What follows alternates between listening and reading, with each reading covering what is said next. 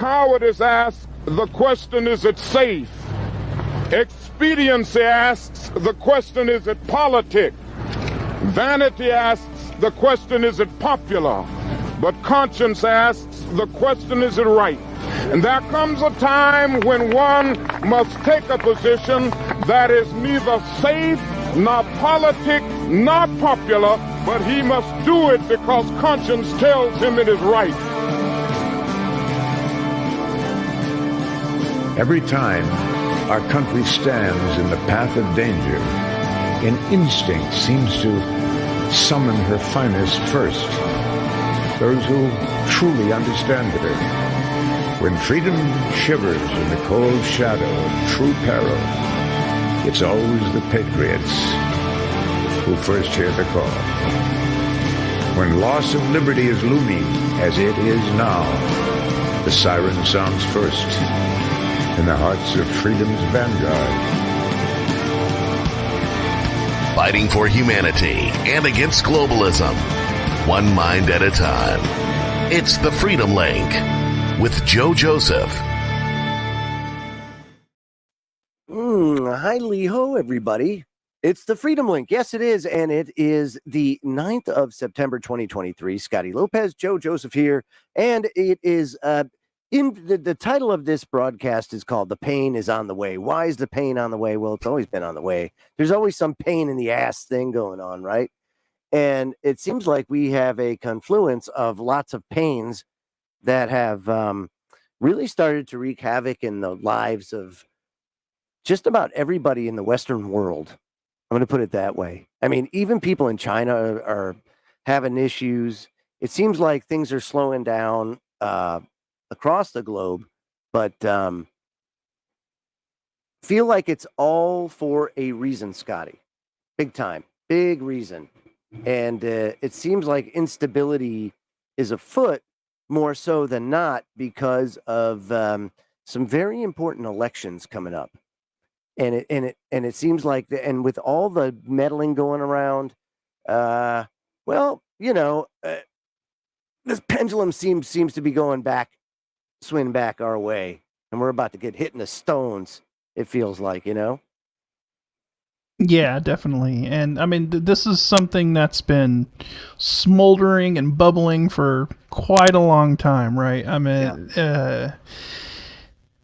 this is something that, you know, for those who have been paying attention, you know, we've seen this coming, and now it's accelerating, I guess you can say. Yeah. It's been a slow burn for a while, but now there's more kindling, and more of the forest is starting to catch on fire, and it's starting to get a little more out of control. And you know, dude, you know, I gotta point out something. I gotta point something out, like Maui, right? Right. People, they still will not disclose how many people are missing, how many people are dead. They, oh God, 150. Even though, you know, thousands of people are unaccounted for, according to people missing people. You know, it boggles my mind how even in the Walter Cronkite days, even before the earliest days of Operation Mockingbird, there was still some sense, they reported truth in some sense. Like if there was natural disaster, they weren't trying to, you know, whitewash that stuff. Then it's nuts. There's nothing they don't lie about, right? So they're creating this fake. Everything is fake. Let's just put it that way, right? And I think there's a reason why.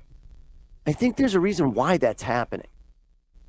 And it's to steer society to a desired path, it appears. And of course, you know, there's been plans for years about how to transform society. And really, it's all centered around like a green agenda or a climate catastrophe type of model, let's say.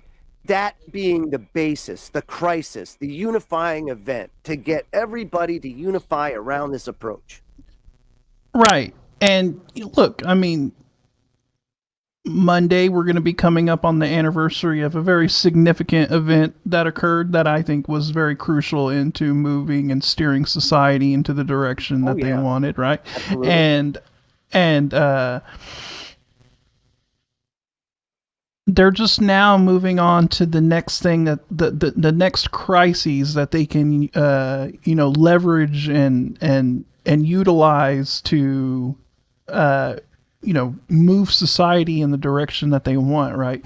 So after that spectacular event, right, that happened back in 2001, that changed the way we live pretty much. Right. Yeah. It was a catalyzing event that it really, life before society and after, you can't compare the two. Yes, it's a before and after event, and now you have a generation that is adults that never knew life like that before. Yeah, that never knew what life was like before 2001. Right. And they used that event to create, to get everybody to come together. And there was a boogeyman created. There was a boogeyman that was created, right? And they can't play that card anymore. That boogeyman is no longer effective. Yeah, they've exhausted it. Right. They've exhausted that, so they've had to move on to something else. Well, before you go there, that's important to kind of look at for a second, because they have and they haven't, in that you have a new boogeyman now, and that's Russia.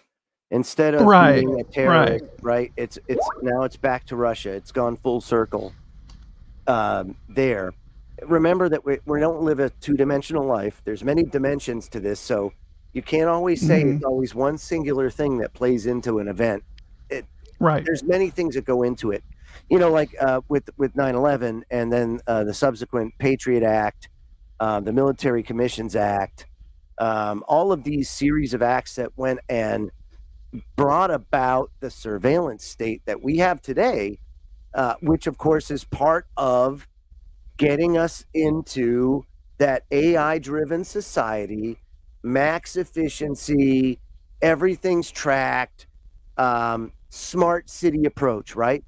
You have Maui that, come to find out, yes, it's a climate catastrophe. And then, then of course the Hawaii Electric Company there comes out and says, yeah, but the line was de-energized 6 hours before it caught fire. How did that happen? Oops. So Monday detail, right. Is anything going to come of that? No. Is the investigation going to get somehow steered? Of course it is. And the end result, of course, is going to be a smart city built in that place where it was really a historical piece of land. It had a lot of deep cultural significance for the locals, but it's also prime real estate. And it's prime real estate where they really wanted to invest in smart city technology. Well, with the old infrastructure there the way it was, and a lot of the current setup there, is it's not appropriate. It's not going to work. Well, what did they do? Let's silver steam that place. That's what they call it now. That was from 9/11. Yeah, that couple days from now. Yeah, that. It sounds like to me that Maui is undergoing a great reset.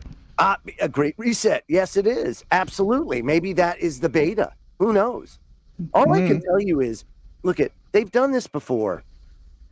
And of course, since Scotty brought up 9/11 as that really pivotal moment where the scales tipped that day, that's not to say there wasn't a lot of prep work that happened prior to. Of course there was, but that was that moment. And ever since then, there's been some sort of conflict, some sort of boogeyman that plays into steering society towards what the ultimate goal is. And it's funny. So about 15 years ago or so, there was a series of videos that came out regarding this. And I want to bring it up and play some for everybody, just so you understand, like, to the extreme, how they go to market this as being the savior of everything, you know? And truly, if you think about it, truly, it could be. The issue that you really have is the way it's executed and the way it's managed and what you have to sacrifice for that. And you'll come to find that you have to sacrifice a lot. But they don't. That's the problem. And the they is exactly the people that attend the Bilderberg meetings, that are part of all these think tanks. Those are the people that don't have to follow rules. It's no different than cops, right? How many cruisers do you see going down the road past the speed limit? Can you pull them over? Right. Right? No. Right. Yeah, exactly. You know what I'm saying? It's bull. And that's what happens every time people have power. So here we go. This is Future Cities, Your Life in the City in 2050. Let's see if I can. And they're all little 2-minute shorts. I think you're on the wrong screen, Joe. Am I? Hold on one second. Let's see. This says it says it's the right screen. Sharing this tab. Am I on the wrong screen? Oh. Pardon me. There we go. There we go. We didn't want to see Bill, did we? Oh no. Here we go. Future Cities, Your Life in the City in 2050.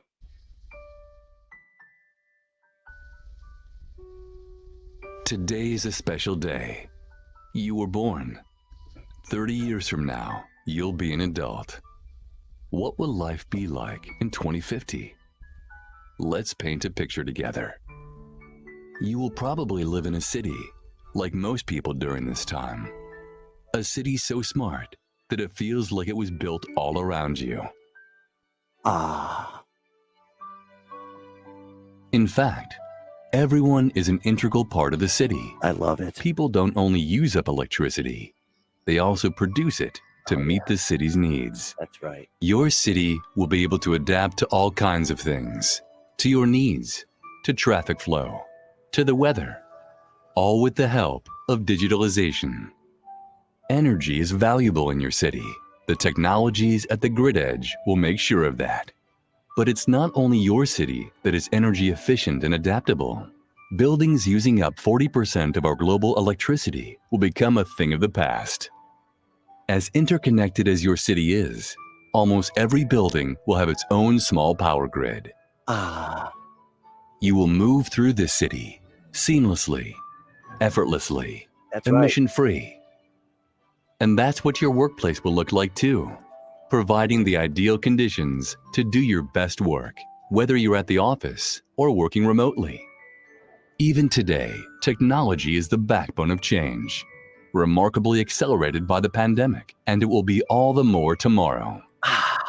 Shaping future cities and ecosystems means shaping your very own future.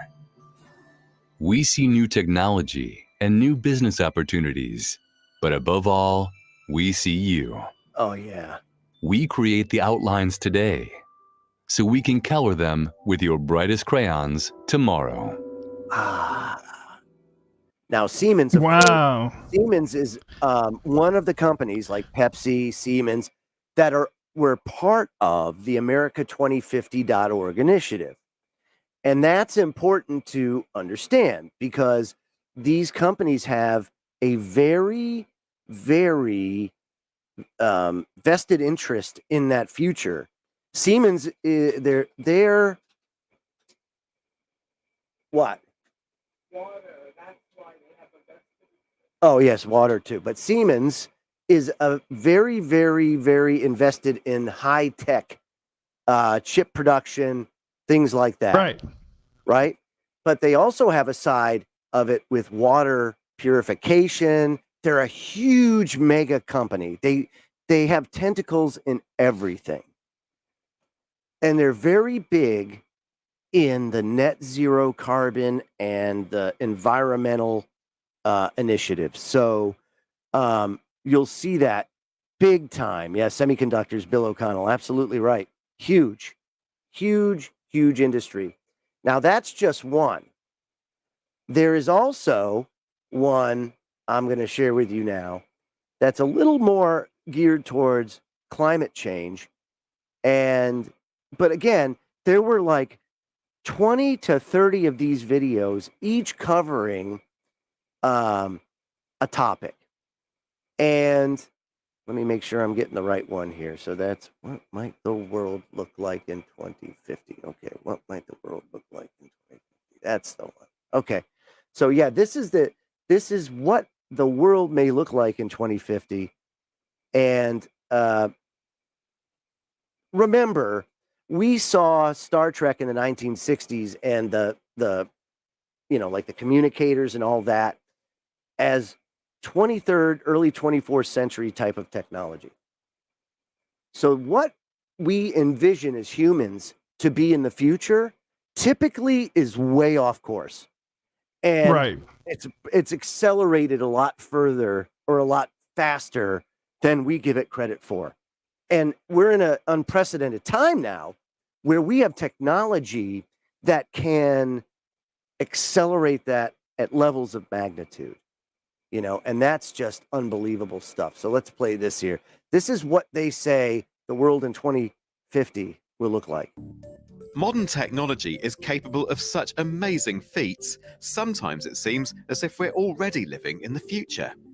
But our present way of life is unsustainable and will cause environmental catastrophe unless we make a radical change. We need a whole new society and a set of new technologies to power it. We've created positive visions of the future, inspired by ideas and technologies that already exist. In 2050, cities are healthy, productive, and self-sufficient. Buildings are smart and responsive. They produce food, generate electricity, and clean the air around them. Transport is flexible and multimodal. Rush hour, a thing of the past. Rural and coastal areas are biodiverse and balanced. Precise farming improves biodiversity and soil health. And of course, that right there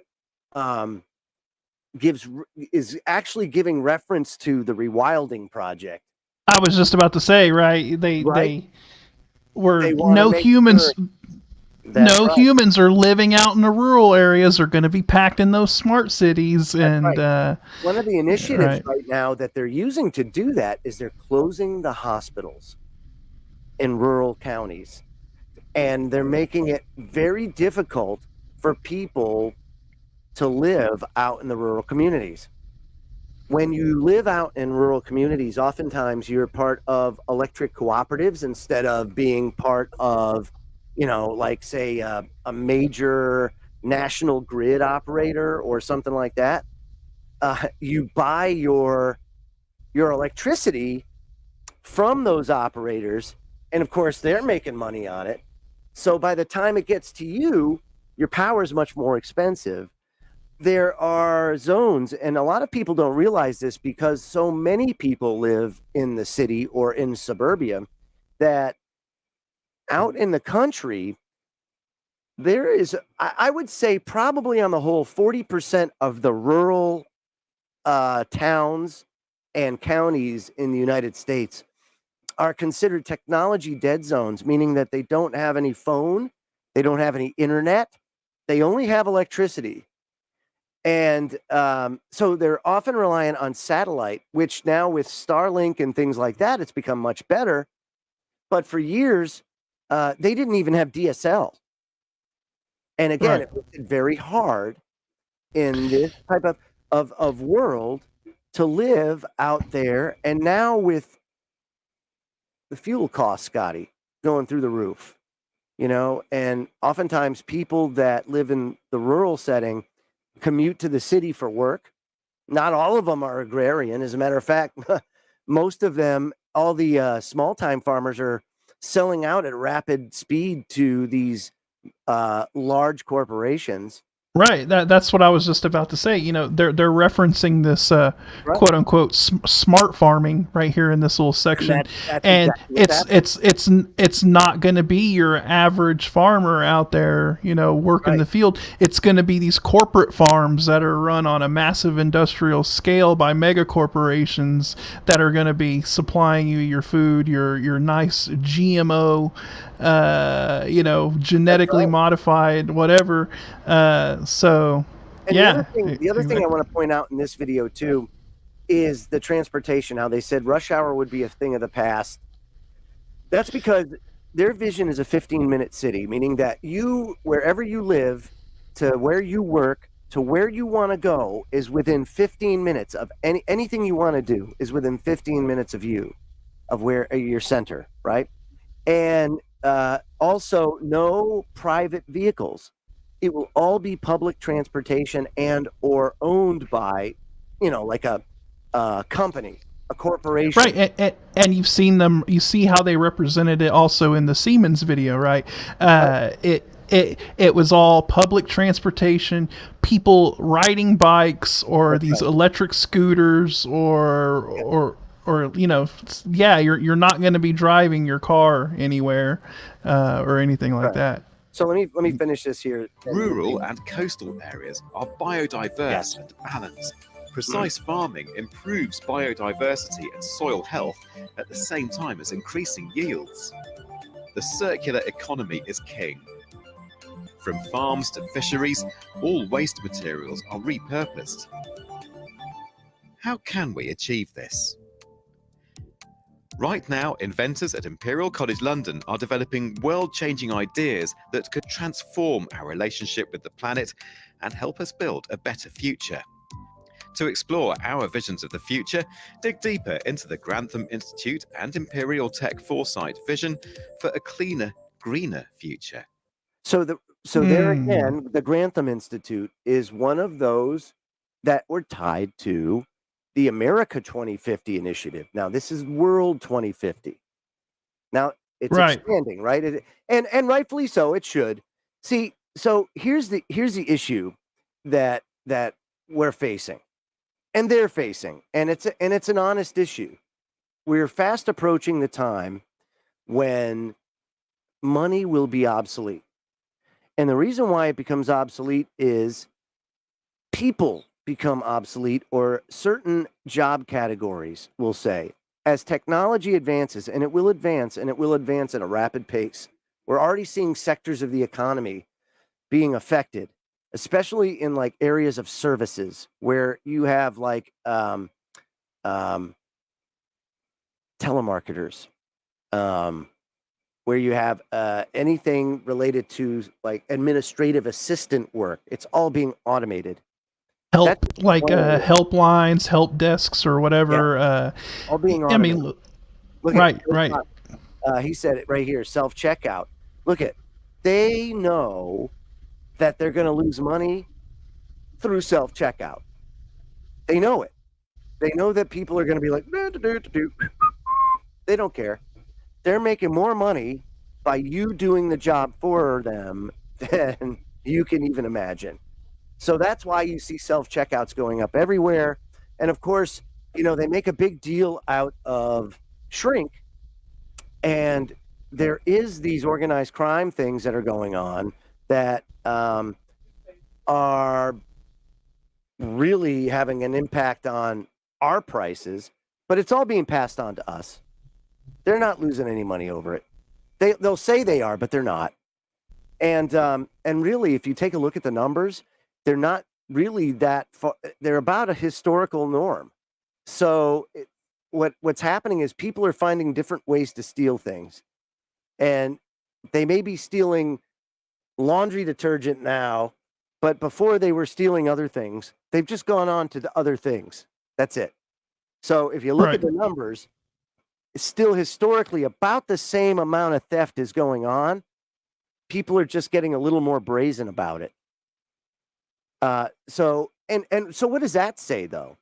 That says that we have a crisis on our hands. More and more homeless people. Where do you think homeless people are going to try to live? They're going to try to live where they can survive the best. Where are they going to survive the best? They're going to survive the best where the climate is probably the best for them, which is why San Francisco and places like San Francisco are hotspots for homeless, even up in Portland. Portland has a huge homeless population. Seattle, huge homeless population, but they also have some of the most services out there for homeless people. So you'll tend to see people out there. But what it says is we're in big trouble. We're in big trouble. You know, before EBT, there was food stamps. Before food stamps, there wasn't really much. And it was all charity. And that's why you had bread lines and soup kitchens that were packed, you know, during the Great Depression and things like that. They were masked once food stamps came along, and welfare and the social safety net. Once that came along, that masked the problem, but it didn't make it go away, Scotty. Didn't make it go away. So we're getting to a point now where the system is unsustainable. You're running debts because we're sending money over to other countries when we could be putting it to work here. We're running debts that obviously they don't care we're running debts because they know that we're running like a freight train into a big, big issue. And it's not just the United States. It's the world as a whole. And it has to do with technology and the advancement of technology and the obsolescence of human labor. And when people can't trade their labor for dollars or for currency, then you have to change the system. And how do you do that? So we're hitting that crossroad, and you're starting to see many, many things being put into place in rapid speed, even though the technology is not mature, because they see it coming like a freight train, and they're jockeying for position as to whose system gets to do it, and or maybe it's a little bit of both. You look at right. Right? Look at China, Scotty. Right? China has AI managed towns and cities, right? Beta test. Does it work? Sure, it works. Then you start to see like Glasgow. Kev Baker used to talk about Glasgow being a smart city, having cameras everywhere, AI managed. Happened after the technology was proven, and then the UK started to follow suit. And then once the UK did it, we started to implement that stuff and that technology. Well, you know, and it got me thinking too. You know, you were talking about how, you know, a lot of this is unsustainable, you know, and we can't keep going like this, and That's right. we're heading off the edge of a cliff, you know. Mm-hmm. And so then you get into the talk, you know, a lot of the talk about the Great Reset and all that, and how, you know, this looking like it's a planned drive off the cliff, you know, it if you will. And it also got me thinking about something that I don't think a lot of people have talked about lately, but, you know, this was something that was discussed quite a while ago, and it's the Cloward and Piven strategy. Yeah. Right. And that pretty much laid it out. I mean, the Cloward and Piven strategy was basically to overwhelm the system in order to cause a collapse and a great reset, essentially, that they can rebuild from. And Carol Quigley talked about that all the time. Yeah. Right. And he was the mentor of Bill Clinton and others. So and he also wrote a big book on the powers that shouldn't be, you know. So it's interesting. So it seems like the Cloward and Piven strategy is alive and well, and they've adopted it, you know, and they've just sort of rebranded it or have now, they're calling it the Great Reset or whatever the World Economic Forum wants to, But that went back refer to it as. Decades before. Yes. Mm-hmm. Yes, this has been something that has been discussed and talked about and planned for quite a long time. That's right. So you wonder how that happens, right? How do they steer things? Well, it's not just a economic thing. It really has to do with steering every sector of society, even, say, academia, right? So science. I want to bring up this this piece by the Mercury News, and I believe it or not, I saw something come out on this well before the mainstream media picked up on it.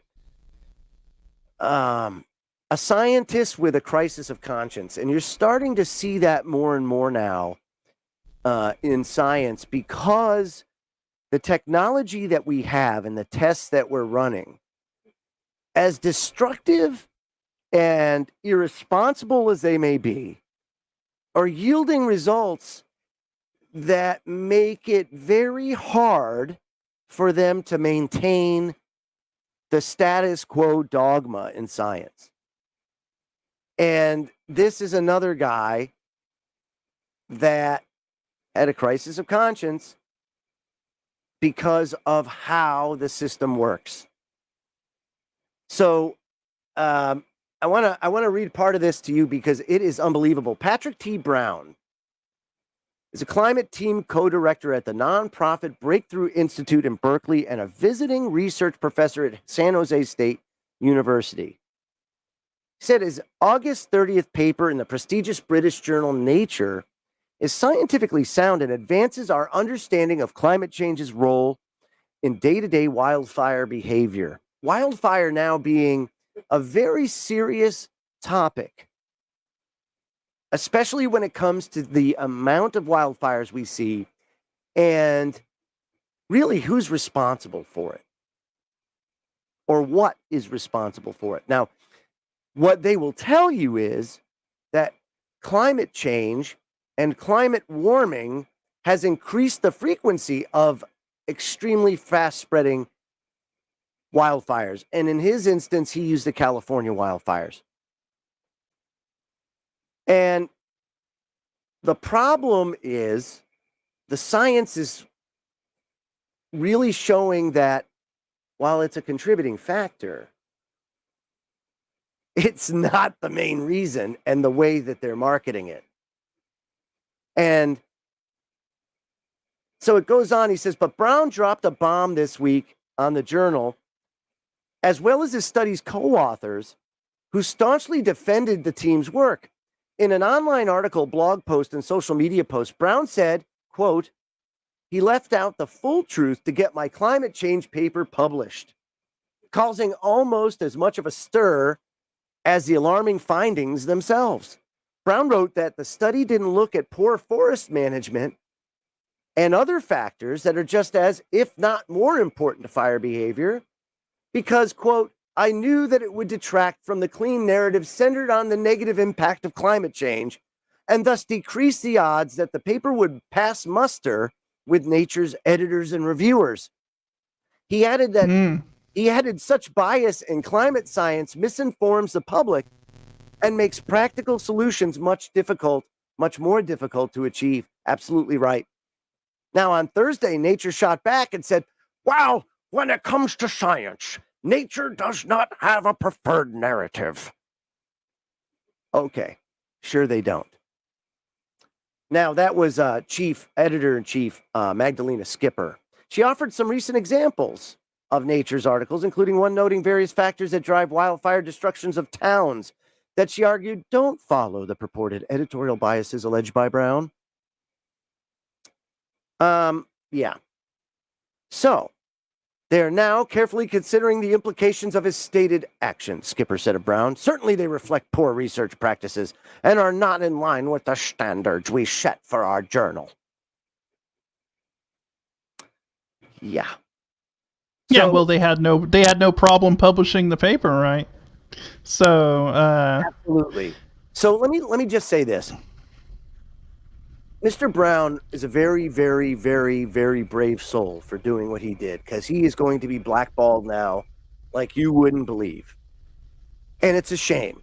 And there have been many scientists, very brilliant scientists, that have been blackballed by the communities or the communities they work in. Hell, it may not even be science. It can be any sector that doesn't follow the narrative. And it's a lot of it driven by Wall Street, and it trickles down from these CEOs and board members that all get together at these meetings and they sing Kumbaya and they plan our foreign policies and they do all of that and they trend us this way. We all work, I mean, I'm sure, for companies, Scotty, that have these corporate guidances that come down that you must do this when you work here. You must act this way. You must be DEI compliant and all that stuff. And they start it there, and then the habit spreads. well, I mean, look at how many doctors came under fire That's during right. the pandemic. Right. Look at what they're doing to Jordan B. Peterson right now, right? Amazing. Amazing. Got to go the through retraining.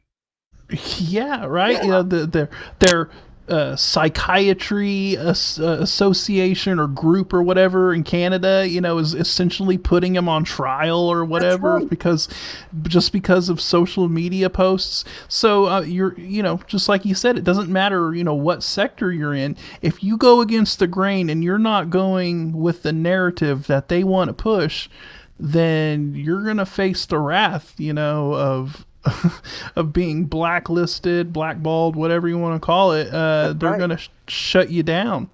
That's absolutely right, dude. And that brings us to our next topic. And the activist post brings us this. And this is very, very important that, oh, poor Bill got stung. You see that? Yeah. Sorry, Bill. Oh, it's too bad, Bill. Yeah, Bill is not having fun right now with some yellow jackets, but be of good cheer. I'll tell you, Bill's going to get the best of them yet. I'm telling you, he's got them. We'll give you the play-by-play as it goes on. Anyway, this plays into exactly what you were just talking about, Jordan Peterson, right? So now he's got to go and he's got to do this retraining. Well, you should be very worried about the Digital Services Act. To my friends over in the UK, I'm not the UK, in the EU, this is bad. And what this does, this sets a precedent. Even though we're in the United States, right? Typically what will happen is these companies, these social media companies will conform to the strictest adherence of the strictest law that's out there, or take advantage of it. We'll put it that way.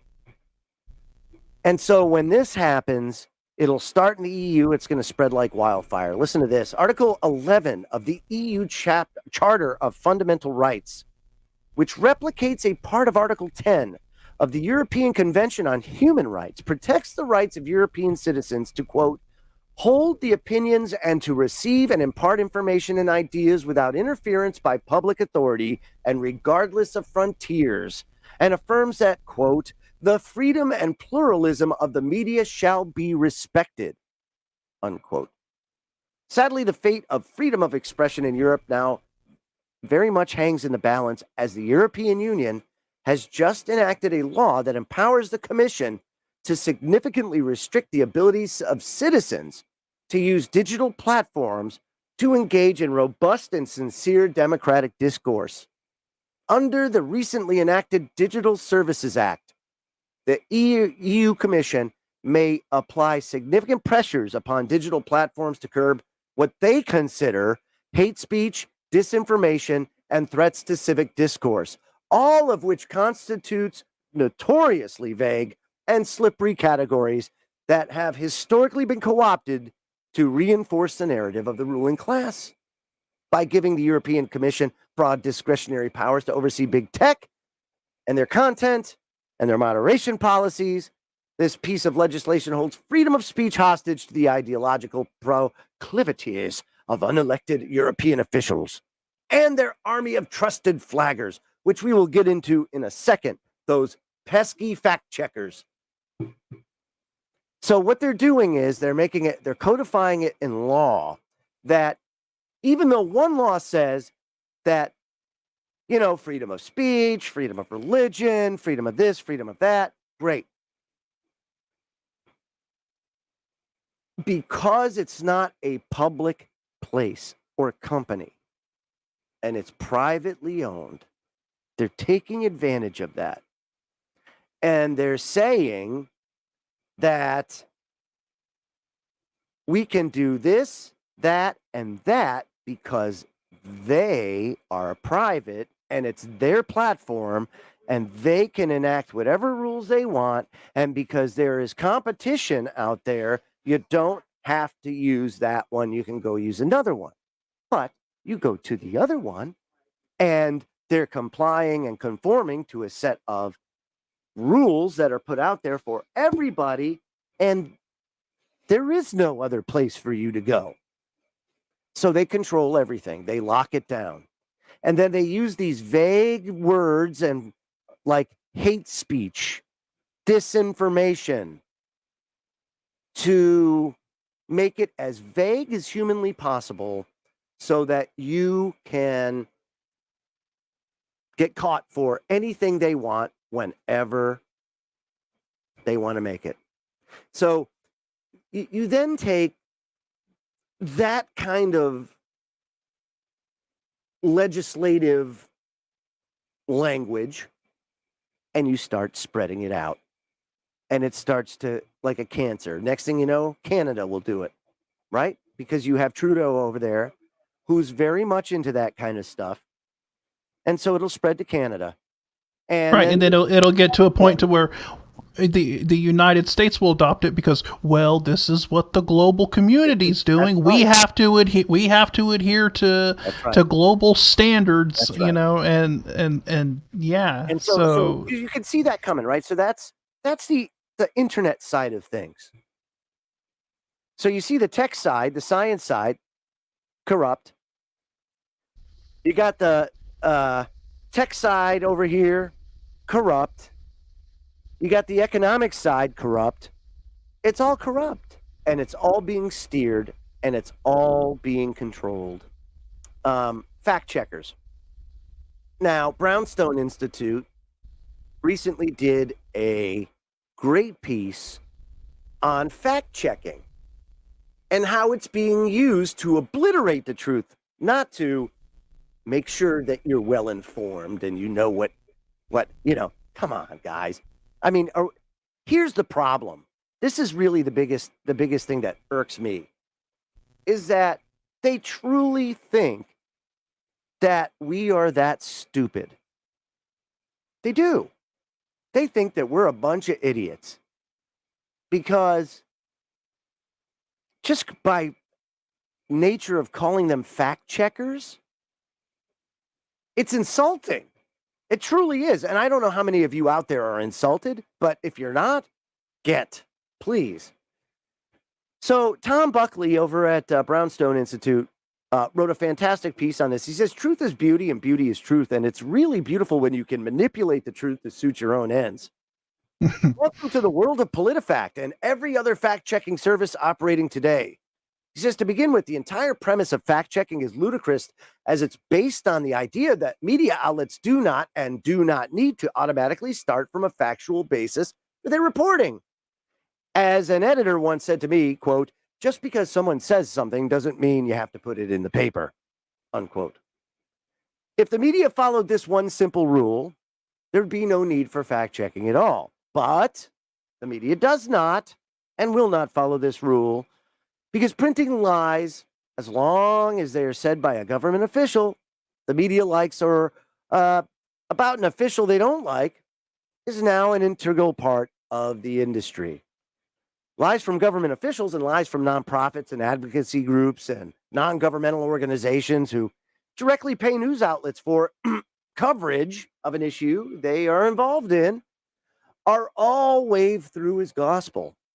And these types of lies they agree with, tend not to get fact-checked anyway, making the entire process even more dangerously absurd.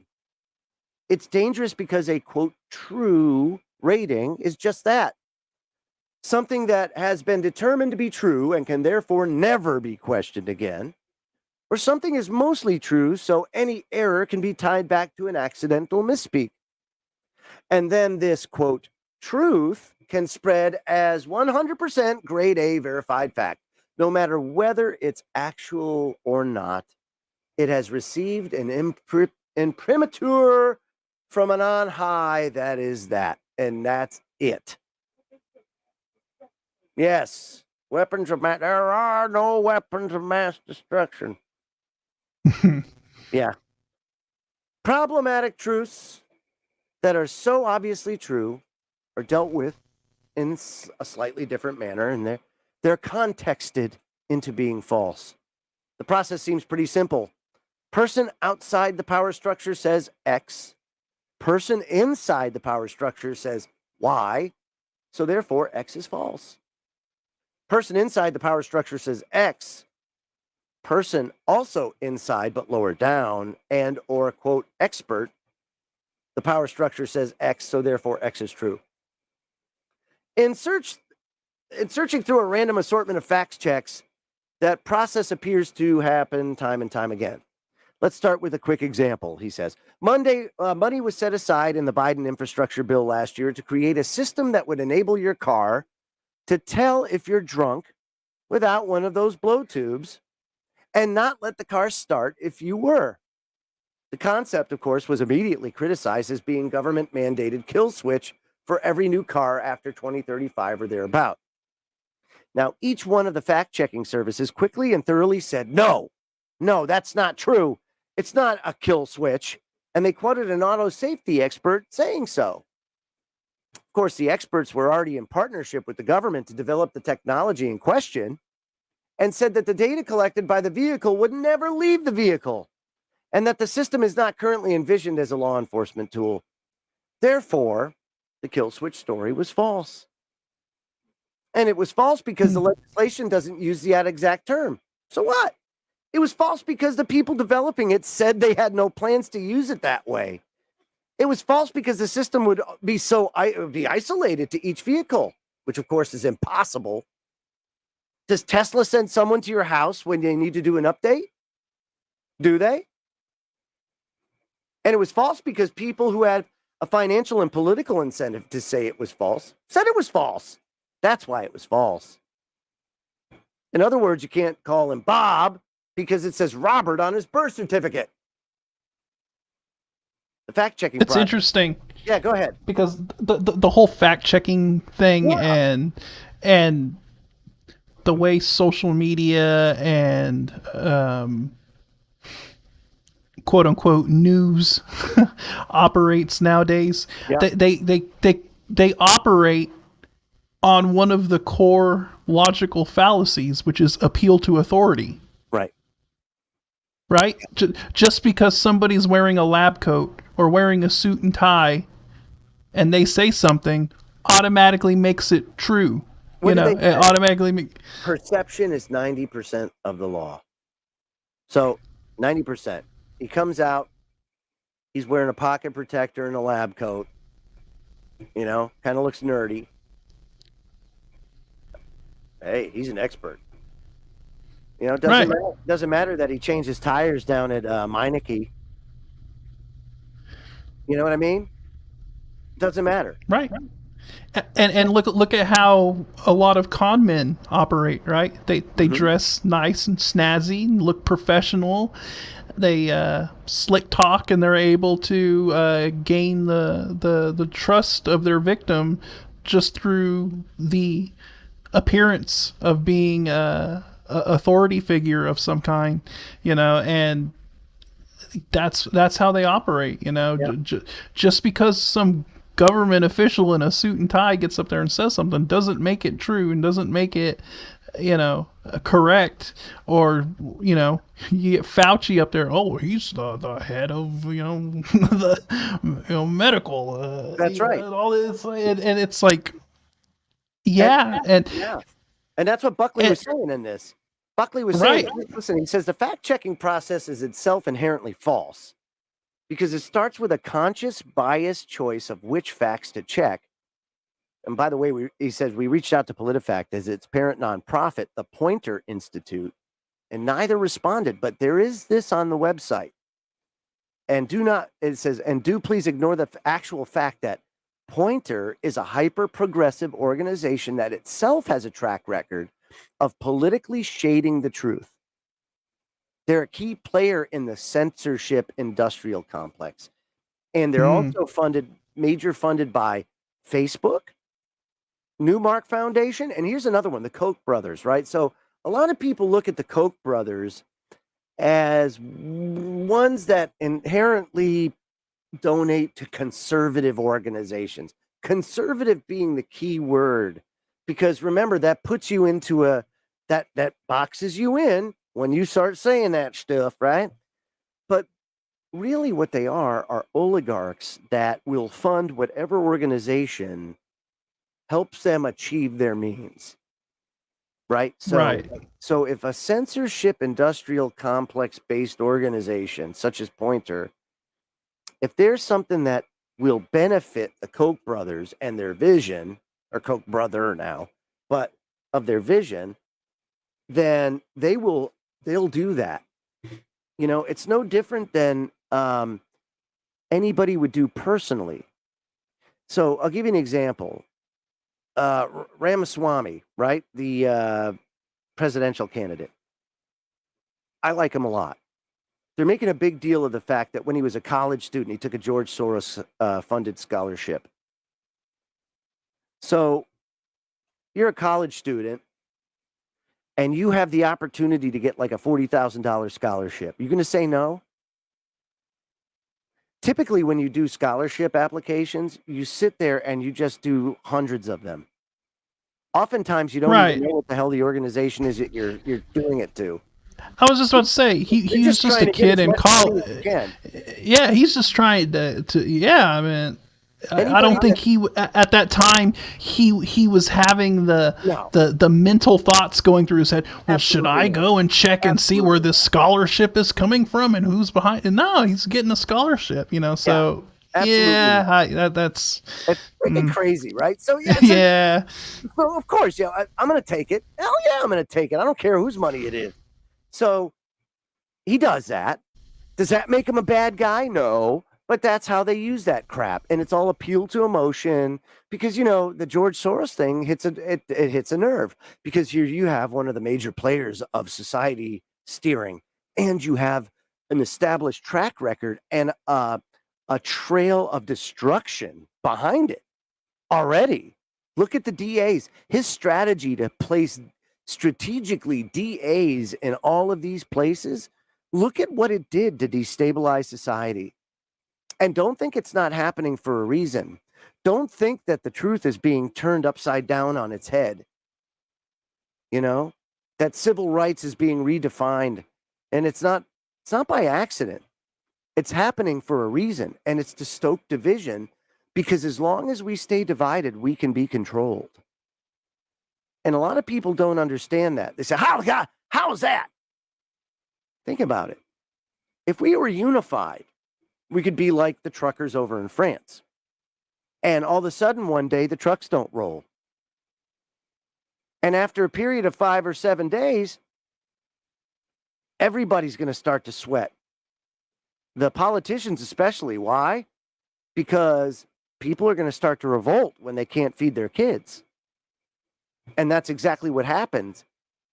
Over in France, you get a lot more unification. I don't know why. It just historically, it's always been a hotbed of revolution. I was gonna say they have a rich history of doing that kind of stuff. So, and I would say we do too. However, I kind of taken aback at the lethargy and the agnostic view a lot of people have of our whole situation here in America. I think it's really inappropriate at this point, but really what also is striking is that they have us so divided. Think about it. Think about if all of a sudden everybody just one day decided to go to work and say, well, F you government, I'm not going to send you my income tax. I'm going to put it in escrow because I don't agree with you sending it over to Ukraine. So I'm going to put it in escrow here. It's not that I'm not paying it. I'm paying it. It's sitting right in this account, and you can't have it until you come correct. And if everybody did that shit, I'm telling you, in a couple of weeks, couple of pay periods, they would be crying for mommy. You know? And we only pay a small portion of it. Think about it. The bottom 1%, what do we pay? 20% of the income tax? Or so they say. Does it matter? They'll just print more. I get it. But, you know, what you have to do is you have to do something to stop. And the best way to do it is just do nothing. Don't go to work, right? What if everybody just sat home and didn't go to work? Not even pay income tax. Just don't go to work. What happens then? Whole country shuts down. Oh, boy.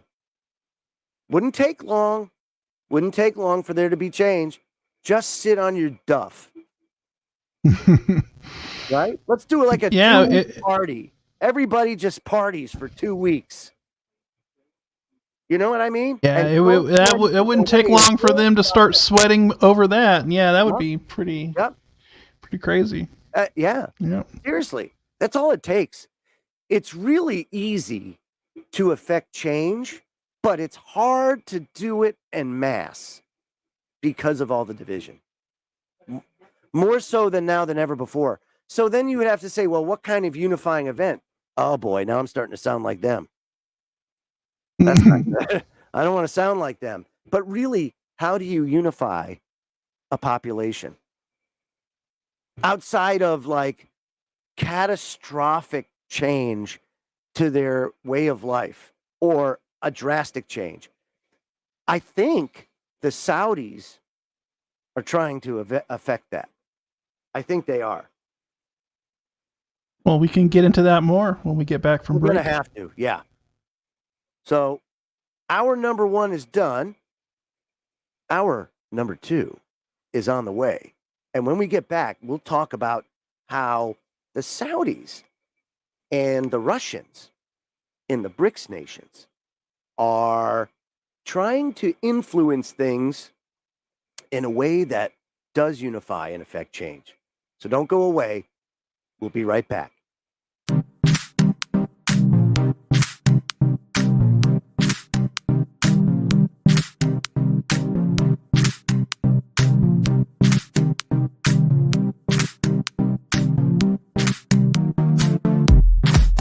Hey members, the new KGRA DB app is now available on iOS and Android devices. Gain on-demand access to any KGRA DB programming. Download any show directly to your mobile device to listen or watch on the go. Go to the App Store and search KGRA DB. Did you know 75% of Americans are chronically dehydrated? If you struggle with focus, run low on energy, or when it's time to finally sleep, you simply can't, this can all be linked to dehydration, and Fuel Up has the answer. Our proprietary formula contains the finest cellular hydration with the strongest immune-enhancing natural ingredients. The Fuel Up system is made up of 3 different incredibly tasting varieties. Wake kickstarts your day with a jolt of caffeine. Play boosts focus while hydrating your cells. Rest not only helps you relax, but also rejuvenates your cells while you sleep. Here's what our clients have to say. I really don't miss my coffee, and you can tell the difference. So I'm going to take it for the energy. I'm going to take it for the play. I'm going to take it, all day. And it works. That's the thing. It works. We love it. Take the Fuel Up Challenge now, where we offer a Feel the Difference money-back guarantee. Fuel Up for life.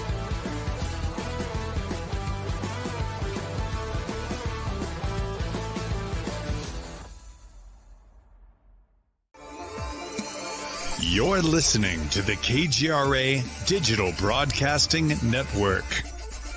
We provide unparalleled coverage of trending news in the world of ufology, cryptozoology, and paranormal phenomenon. Whether you're watching our video live stream or listening to one of our audio programs, you are getting the best from world-renowned researchers and hosts, guiding you through topics the mainstream won't touch. Miss one of your favorite programs? No problem. Head over to the members area at kgradb.com for access to our massive library of award-winning content. Make contact, stay connected. Only at kgradb.com.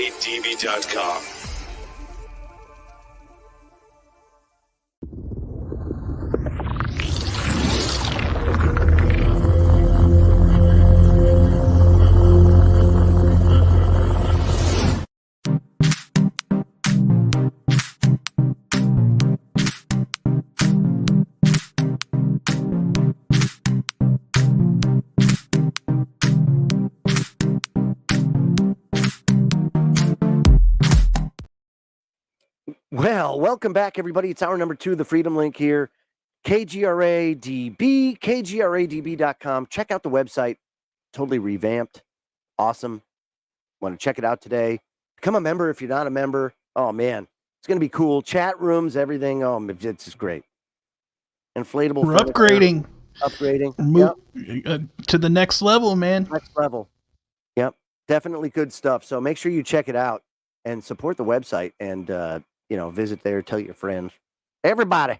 Anyway, how is the election influencing happening? Well, most times, sure, Popeye, you can do that.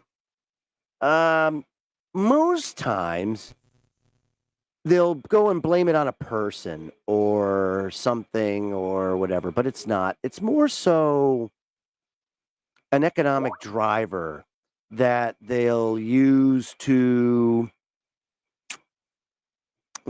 kind of nudge a society along a certain ideological front, if you will. Now, in this case, Biden is really doing a lot of damage to himself, enough so to where he's even alienating himself with his own party.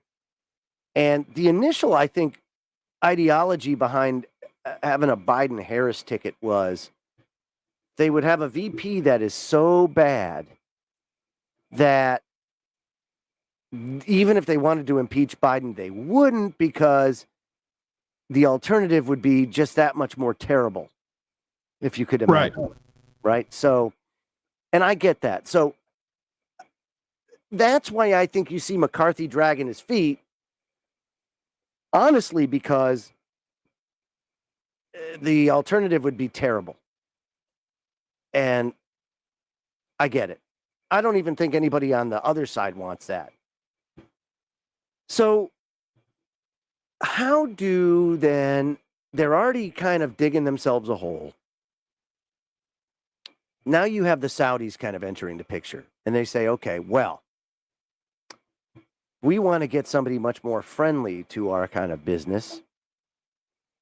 And that would be somebody from the other side of the fence, the Republican Party. So what are they going to do?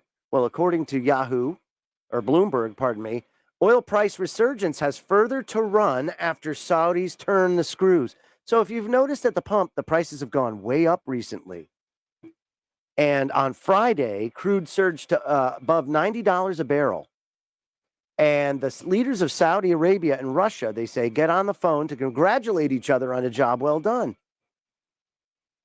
After a half a year in the doldrums, it says, the price of the world's most important commodity is on a tear as the biggest players in OPEC Plus get serious about making sure supply doesn't exceed demand.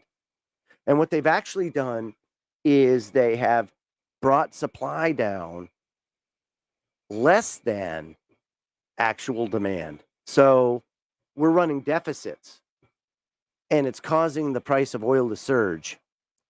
And so Saudi Arabia cut back 1 million barrels a day, and they've done it since July, and they're going to do it toward the end of the year. Now, it says it's not just the size of the supply deficit likely to result from this about 2.7 million barrels a day in the fourth quarter, they're saying, is the deficit. That should be a worry to consumers. It says it's the fact that the West's somewhat estranged ally, Rydia, and its outright foe, Moscow, are now bound so firmly together in their push for higher prices. And why is that? Well, think about it. Saudi Arabia and the Biden administration are no friends. And Biden has said some things that have really angered the Saudi Arabian government, and even the Khashoggi thing has just made things very bad. And that's why Saudi Arabia is turning the screws. Well, the enemy of my enemy is my friend. And Russia still provides much of the diesel fuel to the Europe and the world, still, even to this day. Well, guess what? Russia is set to slash diesel exports in September. I'm going to put that up on the screen because this is very important. Diesel runs the world. Let's be clear about this. Diesel runs the world. We can take crude aside. Diesel runs the world. Amid refinery maintenance and rising domestic fuel prices, Russia is set to cut its diesel exports from its ports of the Baltic and Black Seas by nearly 25% in September compared to export plans for August. The shipments of diesel out of Russia's western port, including some exports from Belarus, are planned at 1.874 million tons, blah, blah, blah. So that's down 600,000 barrels per day from August. They are pushing this to get their what they see is a more friendly and receptive government in the White House. And so you are going to see pain on an unimaginable scale. And why? You're going to see it because Biden has his marching orders, if you can understand them, but his control apparatus, if you will, are going to have their marching orders, and you can see them rolling out that America 2050 playbook because that's who runs this. That's who runs this portion of it. That's this new society. That's this great reset. You can call it whatever you want. America 2050, World 2050. It's all that same vision. So they're going at breakneck speed because they have marketed it as a crisis of existential magnitude, meaning that our existence depends on this change. So they've committed to it, and they have to see this through any chance they get. And they know that when they lose, if that happens next year, that some of the stuff that they put into place is going to be rolled back. So they have to put as much permanent infrastructure and affect as much permanent infrastructure as they can so that you can't reverse it. And that's really what they're trying to do. So what this is going to do, if this continues, and the fact that the Biden administration is cutting back oil leases and they are really making it hard through the regulatory route. See, that's the thing. They can say that they have leased as much, if not more, than the Trump administration or any administration prior to. But that doesn't tell the story. And when you look at it, they make the regulations so arduous and so expensive that it makes it cost prohibitive for companies to go and explore and then to tap into that resource. So then they don't do it. The lease expires and nothing happens. And there's no production. Right, you bog everything down in bureaucracy and red tape, and it just makes it to where it can be very bad. It can be very bad and very arduous. Right. I'll tell you that. Working in industry, I've learned that, that's not to say that you don't need a way to keep these corporations honest, because you do, because they will take shortcuts if they can. But the regulatory bodies themselves are so corrupt and so bought and sold by special interests that it's just we're how do you say it? We're Rome. We are Rome at the end of Rome. Where we are just so bogged down in bureaucratic bullshit and red tape that we're just going to collapse in on ourselves. Look at the deficit, right? Do you think they're going to cut anything? They're not going to cut anything. The fact is, the only way that you can balance that budget is through austerity. And that's exactly, look at what happened when Greece did it. It damn near burned Greece to the ground. You know what I mean? People aren't going to get, you've hooked everybody on public money. People that are unemployed, getting welfare, they can get the equivalent of $40,000 to $60,000 a year in benefits and compensation to do nothing. Right. I mean, once you've gotten a massive, significant portion of the population dependent on you, and you go and pull the rug on them, what do you think's gonna happen? Yeah, what do you think's gonna happen? Right. Look at what happened with the Black Lives Matter movement, right? Look at what happened when one black man was assaulted by, look at Rodney King. It doesn't have to be a certain type of event. It can be it's lightning in a bottle, and you never know what it's going to be. But when it happens, and it's bad, and you don't want to go there, right? It's bad. But if it does happen, then you want to be able to take care of it. Now, look at what happened during, like, say, the Wisconsin riots, and that, what was the name of the kid that... Rittenhouse, right.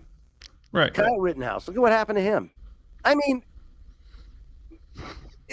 you get attacked by thugs, and good for him, he had a gun on him.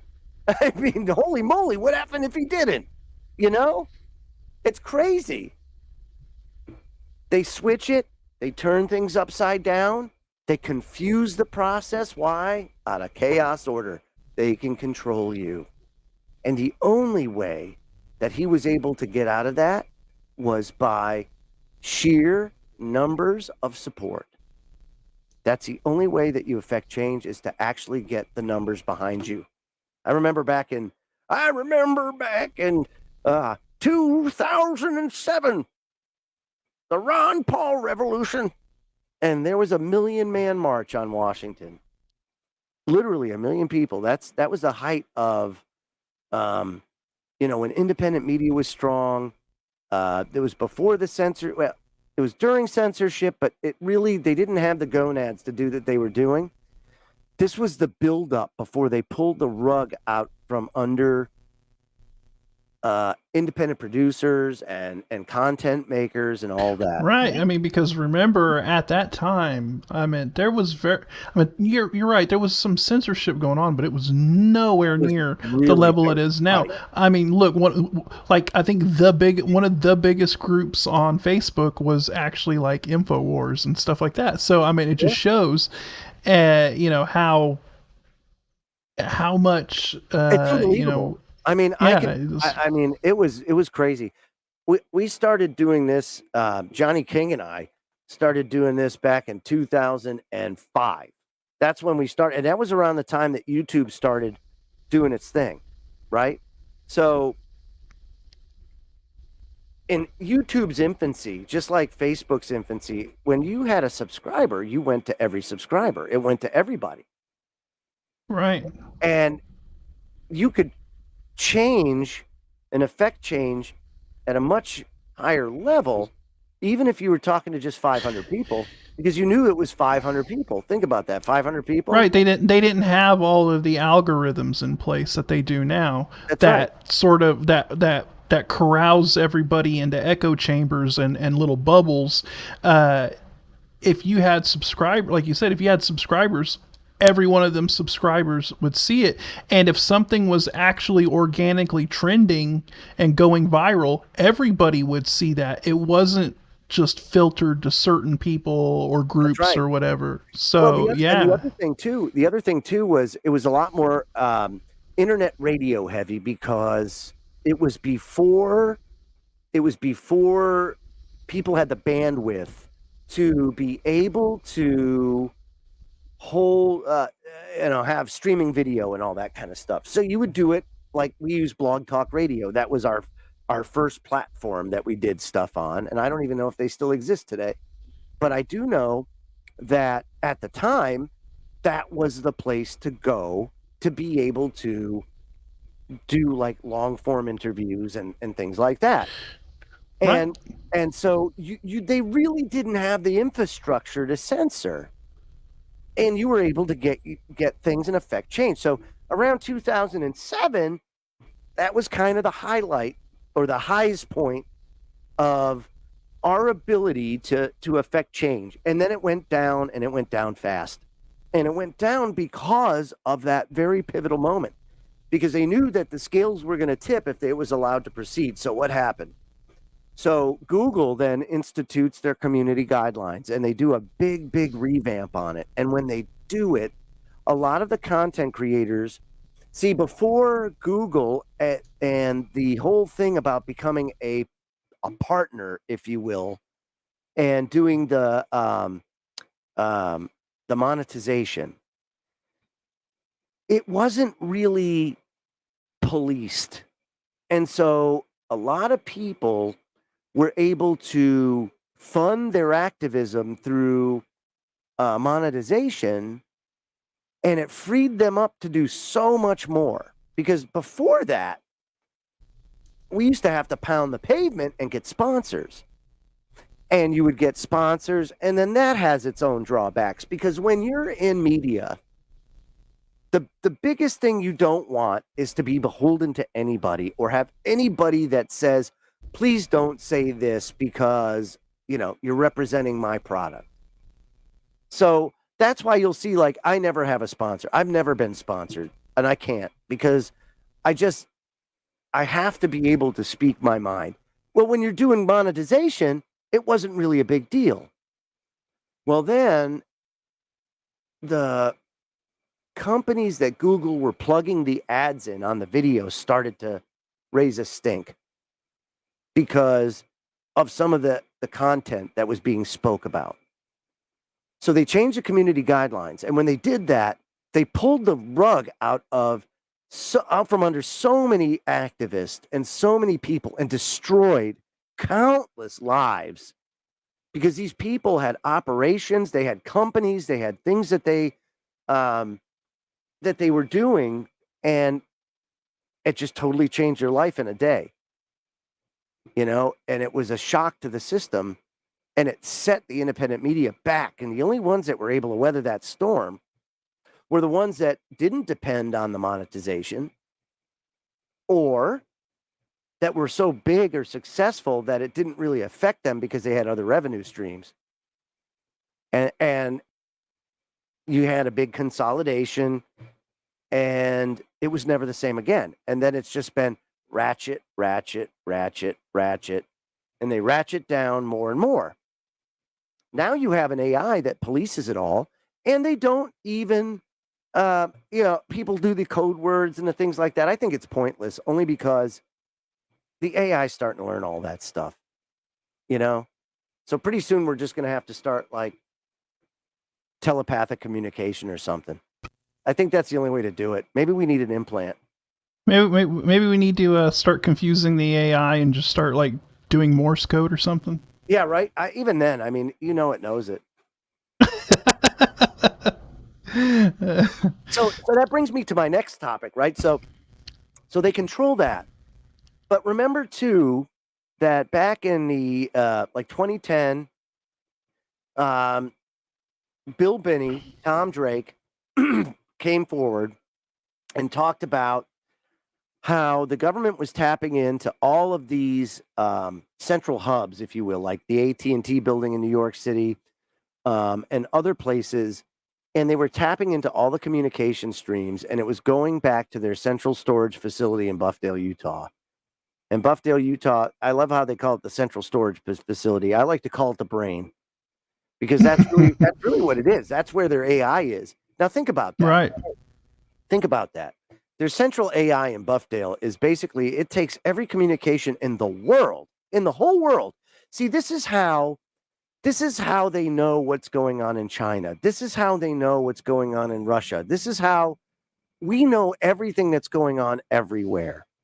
And this is the point that, I like to make whenever we talk about how, well, the BRICS are coming up and the Western powers are going down. Well, yeah, maybe so, but the Western powers have an infrastructure in place and certain things in place that are different than any other power in the world. You have a central intelligence agency that probably has 1,000 front companies in every country in the world.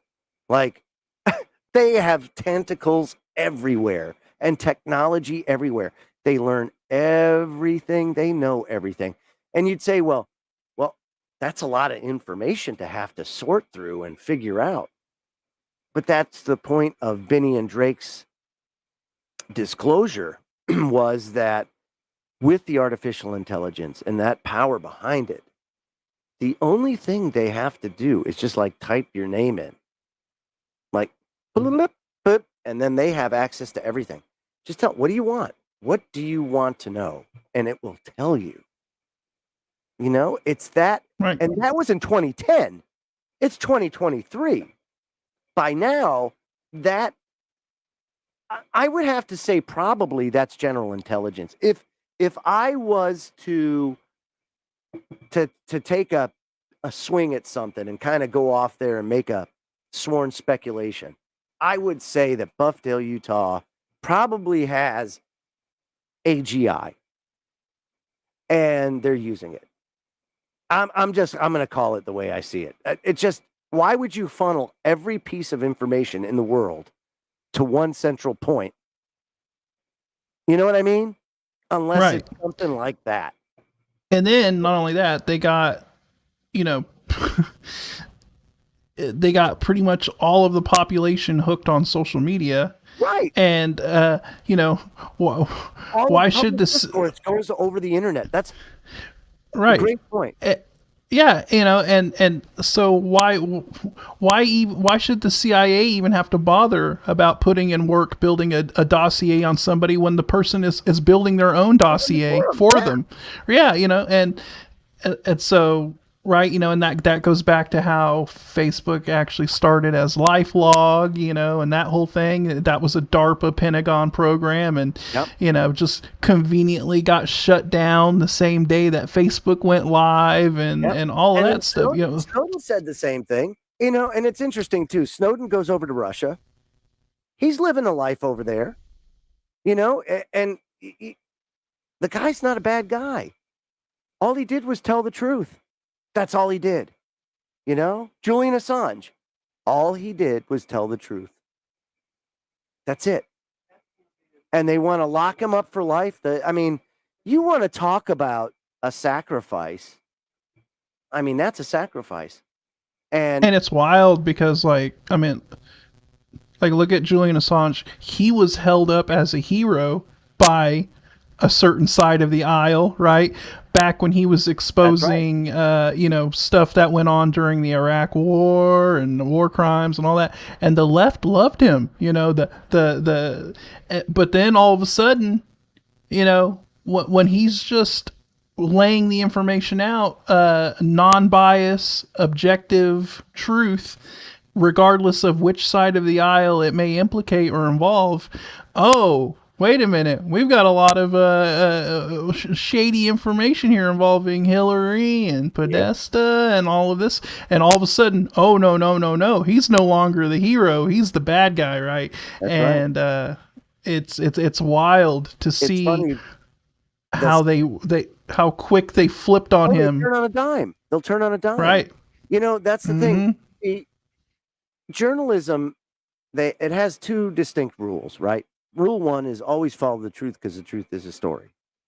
Right. And the second rule is don't involve yourself or align yourself with anything that prevents you from following rule number one. And if you can just adhere to that, you're fine. The problem is you can't. You can't in that if money is your objective, you will never ever be able to follow that rule because eventually it's going to catch up to you. It's just going to catch up to you. And money was never WikiLeaks no driving factor. You know, they were supported by donations and the people. And that's it. And that was it, you know. So that's the thing. When money's the driver, you will fail every time. Hence the reason why Washington's corrupt, everything else is corrupt, right? But always follow the truth because the truth is the story. Now, you take a look at the most important think tank in the world, Council on Foreign Relations, right?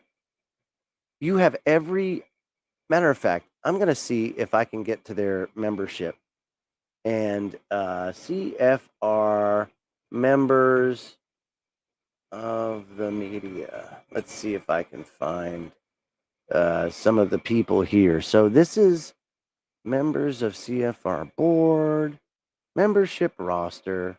Okay, this is what we like here. Now they have 5,238 people. And then throughout there, you're going to see a lot of people that you know if you go there. I'm not going to go through each person, but I can tell you many people in the mainstream media is there. So then you'd have to ask yourself, right? If you understand those two rules, why on earth would you become a member of the think tank that promulgates U.S. foreign policy? Why on earth would you do that? Oh, I just want a juicy story. Is that right? Or are you there, or have you been selected? Because once they do promulgate that policy, they're going to need people to propagandize that policy, right? And distribute that policy. So you're going to be given talking points, right? And then those talking points are going to be disseminated to the masses. And you can see how that might steer you and prevent you from following rule number one. And that's what's happening en masse. And you remember that David Rockefeller famously thanked the New York Times for keeping everything that happened at Bilderberg a secret from everyone. Thank you for not telling everybody, you know, what we've been, planning and plotting over at Bilderberg. Yes, well, that looked the other way. Yes, didn't exist, but thank you. And he's right, you know, for that that decorum. You know, we like our privacy, so we can talk about things candidly. Yeah. But there is some good news going on, and I wanted to bring this and highlight this. So let me pull this up because this is a great story, and I'm very, very happy. And I knew this was going to happen, but you know, sometimes it takes a little bit of time. So in the whole vaccine hubbub, you remember that the mandates went to flying, and one of the mandates that wouldn't go away was the New York City school teachers, and many of them got canned, and it was terrible. Well, guess what? Those fired New York City teachers who refuse vaccine are to be reinstated with back pay. So listen to this. I have to read nice. This. This is such a good story, and we don't get many of these too often, but So a New York state judge Wednesday ruled that 10 employees, and mind you, this is just the first lawsuit now. You'll hear why it was only 10. So don't get angry that it was only 10. There's going to be more. A New York state judge Wednesday ruled that 10 employees fired by the New York City Department of Education for refusing the COVID-19 vaccine must be reinstated with back pay. In his ruling, state Supreme Court Judge Ralph Porzio found that the city acted illegally when it denied religious exemptions to certain city teachers who went to the Children's Health Defense to sponsor a lawsuit against the department following failed attempts to claim religious accommodation for the mandate. Quote, this court sees no rational basis for not allowing unvaccinated classroom teachers in amongst an admitted population of primarily unvaccinated students, unquote, wrote Porzio, adding, as such, the decision to summarily deny the classroom teachers amongst the panel petitioners based on an undue hardship without any further evidence of individualized analysis is arbitrary, capricious, and unreasonable. As such, each classroom teacher amongst the panel petitioners is entitled to a religious exemption from the vaccine mandate. Porzio also slammed the city's assertion that allowing teachers religious exemption would place undue hardship on the city, calling the claim arbitrary, capricious, and unreasonable. In the order, he granted relief to 10 plaintiffs who completed the administrative steps to request an exemption. He denied relief to 6 plaintiffs because they did not complete the administrative process. As part of his ruling, Judge Porzio made reference to Mayor Eric Adams' lifting of the vaccine mandate for some private employees in 2022, notably celebrities and athletes. He said the decision was evidence that the mandate for public workers was done on an arbitrary basis. New York City imposed a COVID-19 vaccine mandate for all Department of Education workers that started on October 1st, 2021, and then lasted until February 10th of this year. Yep. So how do you like that, Scotty? No, I love it because now this sets a precedent, and that's the major thing whenever we talk about, these rulings and stuff. Once a precedent is set, I got it. Yeah. Yeah, once a precedent is set, then that opens the floodgate for all these other people to, hopefully right. get their job back and get back pay.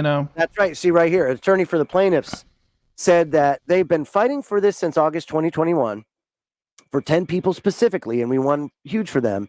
So the judge's ruling yesterday, while not everything we wanted, is a precedent-setting victory and a watershed moment in a teacher's fight. She added, noting that thousands of other unvaccinated workers were similarly denied a religious exemption and can now sue the city based on this new precedent. Yep, that's good. That's exactly good. What you want. Yep.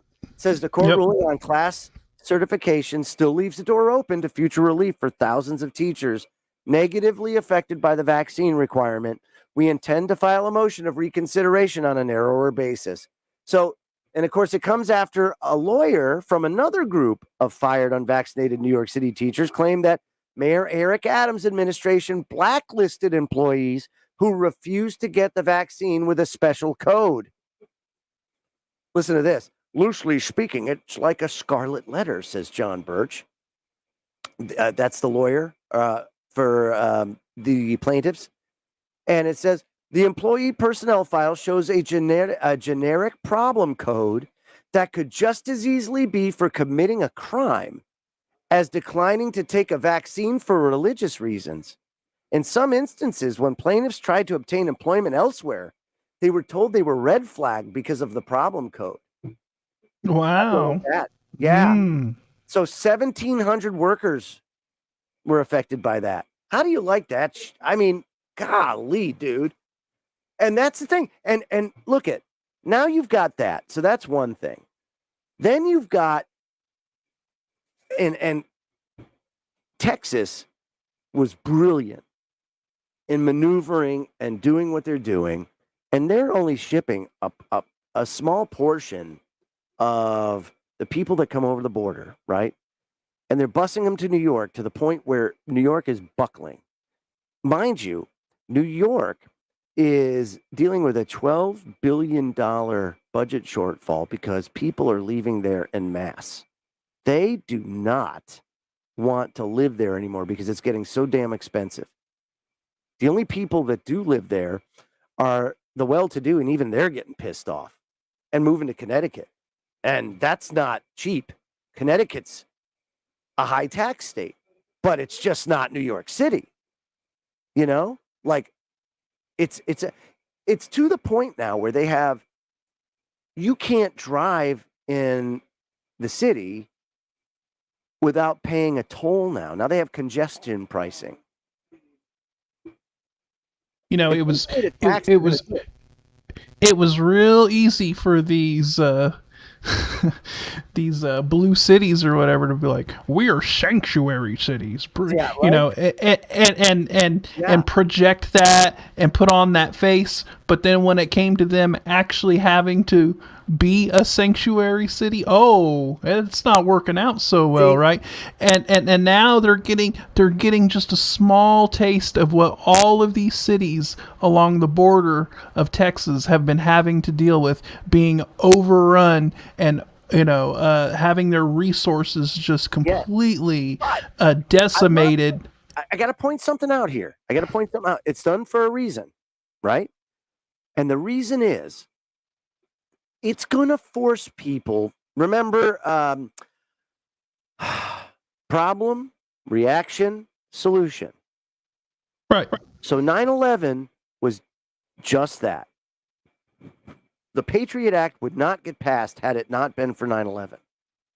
They tried to pass that identical bill in 1993, and it failed under a different name. And the only way they could do it was to have the event and then not let a crisis go to waste. Here we have the same thing, Scotty. We have the same thing where you create the problem and you know what you want. You want the police state, right? So here they do all of the, like the 10, what was it? The 1022 program or something like, I can't remember what the number was, where you could get military equipment at no cost to the police and they filter it down. Right. And then you militarize the police and you get them all the equipment they need. You get them all the weapons you need, all the training they need. They're a bunch of crazy lunatics. They're stupid, dumb as a box of rocks, exactly the way you want them, so that they do, Mungo follow orders. Right? And they do that and they terrorize you. And that's exactly what they want. And then they create the issue. They start to destabilize society. You have a problem now with homelessness because the problem now exceeds the capabilities of the safety net system, right, to where you've got spillover now in visual fashion, right? You see it, you're living it, you're experiencing it, you know it. And it happens to be that those concentrations are in areas where these people know, there are services, because that's what all these people in these, like Eric Adams and everybody else has been saying for years. We're a sanctuary city.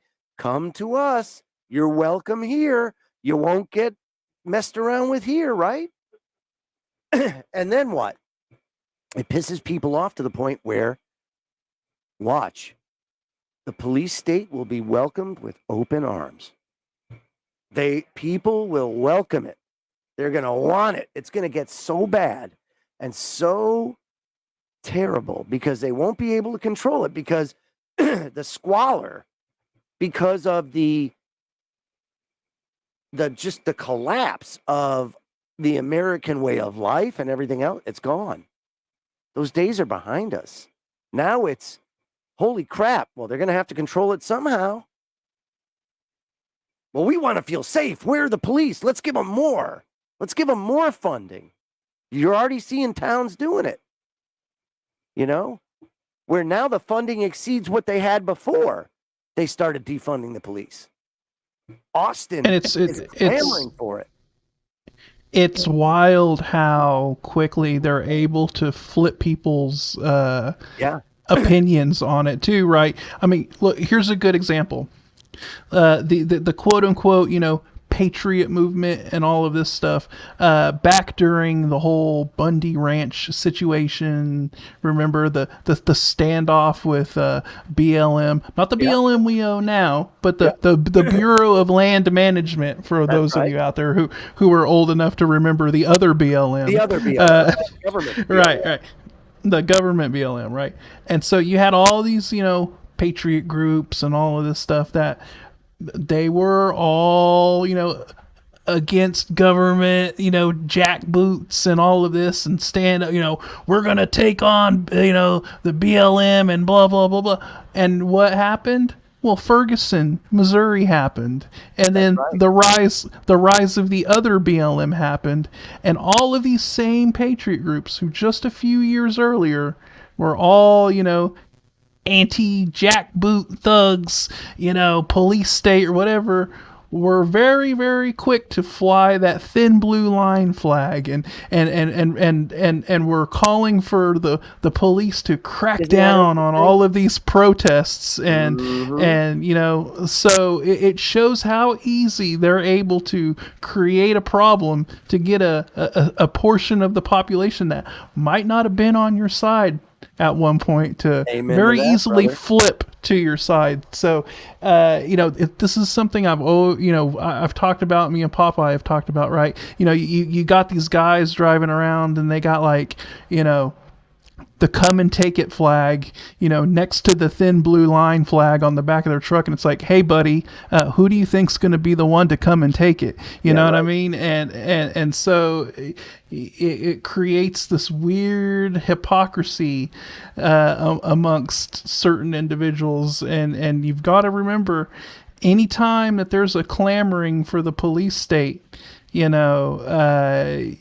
got to step back and you got to wonder, what am I really, wanting here? What am I really calling for here? Because that becomes a very slippery slope. And just because just because they're utilizing against somebody that you don't agree with, against the other side, that same apparatus, that same system can be used against you once the other side. Yeah, the system's very robust. And it's got a lot of tools, a lot more tools. When you envision police, you envision what you see, on a daily basis, but you don't understand the system behind it. All the infrastructure, all the tools at their disposal. And it is, as anything else, those that have power want to cling to power. They don't want to lose that power. They don't want to, they'll use it. Makes them feel good, right? And, a lot of people will say, like your come and take it argument, they will absolutely go and knock down their cousin's door. And they will absolutely do what they're told to do. You have to remember, when they take these tests to become a cop, they're selecting certain people. There's a certain type of individual they're looking for. And if you're too smart, they don't want you. Believe it or not, it's true. You're a problem, because those that are smart will think twice. Yeah, right. They don't want somebody that will second guess what they're being told. That's right. So for our last 10, 15 minutes or so, I wanted to go over the actual America 2050, the first. This was in a magazine. And this is the infrastructure vision for 21st century America. This was done back in the 90s. And it has some cool pictures. Oh, look at us, the construction of the Metropolitan Transport Authority East Side Access. So this was one of the tunnels that go into Grand Central Terminal. And it was going to go under to New Jersey, right? Big project. And it gets in, and this is in the 90s, remember? And this is what they project, is a growing appetite for oil. And see, it's all about these challenges. America needs an ambitious vision that responds to the challenges of global competition, climate change, and our reliance on foreign oil. And then it gets into the challenges, basic household costs, and all of this. They know that cost of living's going through the roof. They're disconnected. Believe me, they're disconnected. But they do understand that cost of living and inflation, They know all that. If it doesn't affect them personally, they don't really give a crap because it's just, it's like playing Stratego. You don't care about the dudes on the board, right? They're just plastic dudes. Well, that's all we are. We're just the plastic playing pieces to them, you know? And then it gets into like a history of national plans. As a justification for this, it says in every single era, since the founding of the Republic, Americans have developed and implemented national infrastructure investment plans that have a profound impact on the nation's growth and development. And his historian Robert Fishman has documented 3 important national plans which profoundly influence the shape of national development. Well, he's right in that. Like, for example, let's take this right here. This is a picture of infrastructure. And this is the Galatian Plan of 1808. So what do you see? You see a lot of canals and a way to get products through and railroads and infrastructure to move goods and to really get the country moving. And that, my friends, is great. If you notice on here, you're using, at the time it was new technology, but really mature technology in that you know that canals are a great way to transport heavy goods to ports to be offloaded and distributed to locales. Let's just say that. Railroads, the steam engine around that time is a new technology. But soon you'll have railroads going through here. In this case, they're just cutting roads. So you're just talking horse and buggy in 1808 and rivers and canals and anything else that they can move by water. But nothing like solar, like changing your entire infrastructure from gas and diesel to electric. And to a non-abundant energy source, meaning that it's abundant as long as the sun is out, but on cloudy days and then at night, problem. And then you look at the storage problem. The technology isn't there yet to meet the demand. But we're having an issue in that they want to push forward anyway. And the technology's not mature. Look at 1908, Theodore Roosevelt Conference of Governors at the White House to launch a series of conservation plans drafted by the Inland Waterways Commission that would target underperforming regions of the South and West with irrigation, river restoration, and dam projects. Well, guess what? We had a pretty good, our heads wrapped around how to build a dam, right? We knew how to irrigate. Thousands of years old. Mature technology. We had a handhold on it, and they had a plan and they executed. You can't compare those with what they're trying to do now. So now they're talking about rebuilding and renewing America. And what do we see here as you go down? But what do you think we have here? Mega regions.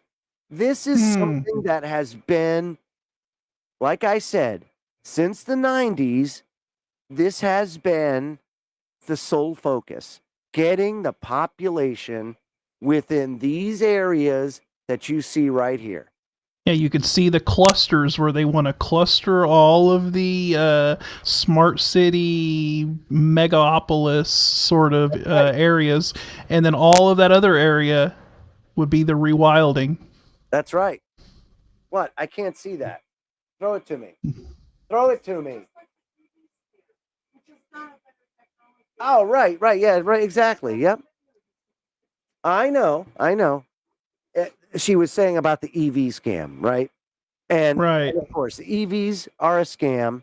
they will be a scam. However, it's not that they are per se. They are right now because the technology is not mature, because the infrastructure is not mature, because you don't have a way to dispose of the old, because you don't have. See, that's the problem.